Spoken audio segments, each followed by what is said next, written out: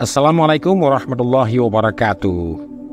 Para nabi yang diutus oleh Allah Subhanahu wa Ta'ala hakikatnya memiliki mata pencahariannya masing-masing, layaknya manusia normal lainnya. Mereka pun bekerja keras untuk membuktikan jika para nabi berdakwah tidak dalam rangka berupaya untuk mendapatkan upah dan harta dari kaumnya. Seperti halnya Nabi Nuh alaihi salam. Nabi Nuh alaihi salam adalah seorang arsitek dan seorang tukang kayu yang handal. Dalam suatu hadis disebutkan Nabi Daud adalah pandai besi, Adam adalah petani, Nuh adalah arsitektur, Nabi Idris adalah seorang penjahit, dan Musa adalah seorang penggembala. Hadis riwayat Ibnu Abbas. Memang bukan tanpa alasan Allah Subhanahu wa Ta'ala menugaskan Nuh alaihi salam untuk membuat kapal, karena Nabi Nuh alaihi salam adalah seorang arsitektur yang ulung. Pembuatan kapal ini memakan waktu yang cukup lama, mulai dari Nabi Nuh alaihi salam menanam pohon, kemudian setelah pohon itu besar, pohon itu ditebang lalu dikeringkan. Proses ini memakan waktu kurang lebih selama 100 tahun. Kemudian Nabi Nuh alaihi salam membutuhkan waktu 100 tahun lagi untuk mengolah kayunya dengan menggergaji, menyerut, dan menghaluskannya. Kemudian setelah banjir itu surut dan kapal Nabi Nuh alaihi salam mulai bersandar di suatu tempat, Nabi Nuh alaihi salam tidak lagi menjadi seorang arsitek dan tukang kayu.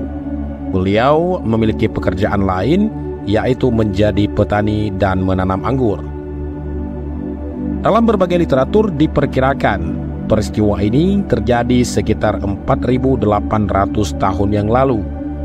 Setelah beberapa lama terombang-ambing banjir besar pada tanggal 10 Muharram atau Asyura, kapal Nabi Nuh alaihi salam berlabuh di sebuah bukit atau gunung yang bernama Bukit Judi. Dan difirmankan oleh Allah, "Hai bumi, telanlah airmu, dan hai langit, berhentilah." Dan air itu pun disurutkan, perintah pun diselesaikan, dan bahtera itu pun berlabuh di atas Bukit Judi. Dan dikatakan, binasalah orang-orang yang zalim. Al-Quran Surah Al-Hud ayat ke-44. Belakangan diketahui bahwa yang dimaksud Bukit Judi atau Gunung Judi saat ini terletak di pegunungan Ararat, Turki. Sekitar 17 tahun yang lalu, sebuah komunitas yang bernama Noah Ark Ministries International atau NAMI mengklaim telah menemukan sisa-sisa kapal Nabi Nuh alaihi salam di Gunung Ararat, Turki. 7 kompartemen kayu besar terkubur pada ketinggian 4.000 meter di atas permukaan laut, yang lokasinya dekat dengan puncak Gunung Ararat. Hal ini katanya sesuai dengan apa yang tertulis dalam Alkitab. Nami pun yakin 99% bahwa penemuan mereka benar adanya. Akan tetapi klaim mereka ini ternyata tidak didasari pada bukti arkeologis yang kredibel. Sebenarnya bukan hanya dari kelompok Nami saja yang mengkonfirmasi telah menemukan bahtera Nabi Nuh alaihi salam. Ada lusinan kelompok atau ilmuwan lain yang katanya berhasil menemukan bahtera kapal Nabi Nuh tersebut. Dan bahkan sebelum Nami menemukannya, penemuan ini terjadi pada bulan Juli tahun 1951, di mana sebuah tim yang terdiri dari para ahli arkeolog asal Rusia melakukan penelitian terhadap lembah Kaat. Para ilmuwan Rusia ini menemukan sebuah tambang baru di daerah lembah Kaat. Mereka juga menemukan beberapa potong kayu yang banyak berserakan di lokasi tersebut. Maka karena potongan-potongan kayu tersebut terlihat begitu mencurigakan, para ilmuwan itu menggali tempat tersebut dengan tujuan untuk menemukan sesuatu yang berharga.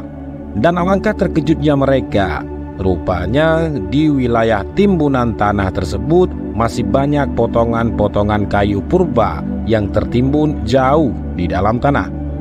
Setelah dilakukan penelitian pada beberapa lapisan kayu tersebut, kayu-kayu ini pun bukanlah dari jenis kayu yang biasa, dan diperkirakan juga menyimpan rahasia yang sangat besar di dalamnya.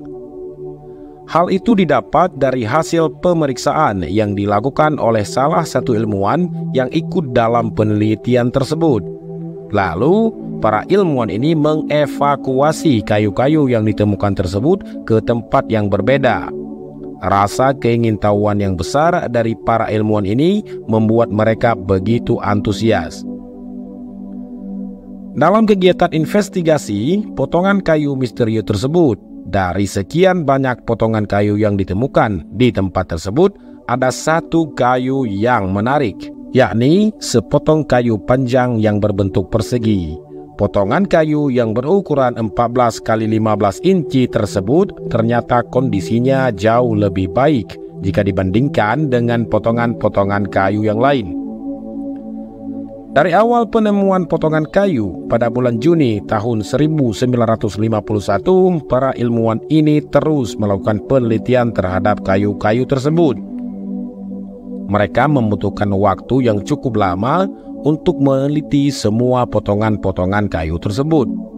Lalu, pada akhir tahun 1952, mereka mengambil kesimpulan bahwa kayu-kayu tersebut memang merupakan potongan dari bahtera Nabi Nuh alaihi salam yang terdampar.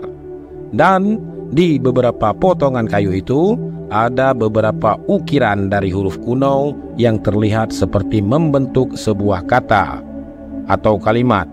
Maka setelah terbukti bahwa potongan kayu yang mereka temukan ini merupakan bagian dari kapal Nabi Nuh alaihi salam, timbullah sebuah pertanyaan. Kalimat apakah yang terukir di kayu tersebut? Para ilmuwan tidak mengetahui makna dari tulisan tersebut. Maka pemerintah Rusia membentuk tim pakar epigraf untuk mengetahui arti dari tulisan tersebut. Maka dibentuklah tim epigraf yang berjumlah 7 orang pada tanggal 27 Februari 1953. Setelah menghabiskan waktu selama kurang lebih 8 bulan, akhirnya tim ini menyimpulkan ada sebuah gambar yang berbentuk telapak tangan, di mana juga terukir beberapa kata dari bahasa Samani. Lalu, kata-kata dari bahasa Samani ini diterjemahkan oleh Mr. N.F. Max, seorang pakar bahasa kuno dari Manchester, yang jika diartikan menjadi seperti ini: Ya Allah, penolongku, jagalah tanganku dengan kebaikan dan bimbingan dari tubuhmu yang suci, yaitu Muhammad, Ali, Fatimah, Sabar, dan Sabir, karena mereka adalah yang teragung dan termulia. Dunia ini diciptakan untuk mereka, maka tolonglah aku demi nama mereka. Seperti yang kita tahu bahwa Sabar dan Sabir adalah nama lain dari Hasan dan Husain, yaitu kedua cucu Rasulullah SAW. Semuanya sangatlah terkejut setelah mengetahui arti dari tulisan tersebut. Terutama yang membuat mereka bingung adalah mengapa plat kayu itu yang sudah berusia ribuan tahun tetap dalam keadaan utuh, bahkan tidak rusak sedikit pun. Plat kayu tersebut saat ini masih tersimpan dengan rapi di Pusat Penelitian Fosil Moskow di Rusia. Dan sekarang menjadi pertanyaannya adalah, bagaimana bisa Nabi Nuh alaihi salam mengetahui di akhir zaman nanti akan ada seorang nabi terakhir, yakni bernama Muhammad? Di dalam beberapa literatur disebutkan, memang para nabi sebelum Rasulullah SAW mengatakan kepada kaumnya tentang dan akan kedatangan nabi penutup yang bernama Muhammad. Bahkan semenjak manusia pertama, yakni Nabi Adam alaihi salam, dalam sebuah hadis disebutkan Rasulullah pernah bersabda, yang artinya, tatkala Allah menghidupkan Adam, Adam pun melihat ke arah arsy dan melihat namaku. Allah memberitahukannya, itu adalah penghulu keturunanmu. Ketika Adam dan Hawa digoda oleh iblis, mereka bertaubat dan memohon syafaat kepada Allah dengan menggunakan namaku. Hadis riwayat Imam Al-Baihaqi. Kemudian di dalam Injil kontroversial, yakni Injil Barnabas, yang juga disebutkan dalam bab ke-44 Barnabas. Pada bab ini, Yesus ataupun Nabi Isa menyebutkan nama Nabi Muhammad.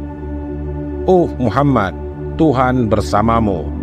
Kemudian di bab 41 Barnabas, atas perintah Allah, malaikat Mikail mengusir Adam dan Hawa dari surga. Kemudian Adam keluar dan berbalik melihat tulisan pada pintu surga, "Tiada Tuhan selain Allah dan Muhammad adalah Rasul Allah." Tidak hanya itu, di masa dakwah Nabi Musa alaihi salam atau di dalam Taurat disebutkan dalam Kidung Agung 516 yang artinya teramat manis tutur katanya, "Ia adalah Muhammadin, inilah kekasihku dan sahabatku, oh putra-putri Yerusalem." Para rabi Yahudi bahkan sebenarnya mengakui bahwa yang dimaksud dalam ayat tersebut adalah Nabi Muhammad SAW.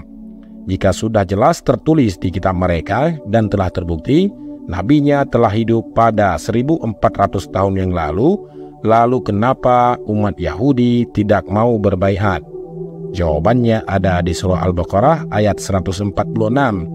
Orang-orang Yahudi dan Nasrani yang telah kami beri Alkitab, Taurat, dan Injil mengenal Muhammad seperti mereka mengenal anak-anaknya sendiri. Dan sesungguhnya sebagian di antara mereka menyembunyikan kebenaran padahal mereka mengetahuinya.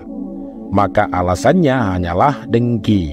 Dan karena alasan dengki itu pula iblis diusir oleh Allah Subhanahu wa taala dari surga. Wallahu a'lamu bissawab. Semoga kisah ini memberikan kita manfaat. Lebih kurangnya kami mohon maaf. Yang lebih datangnya dari Allah, yang kurang datangnya dari kita. Mohon maaf atas kekeliruan. Sampai jumpa di kisah-kisah lain yang penuh makna selanjutnya. Saya akhiri. Wassalamualaikum warahmatullahi wabarakatuh.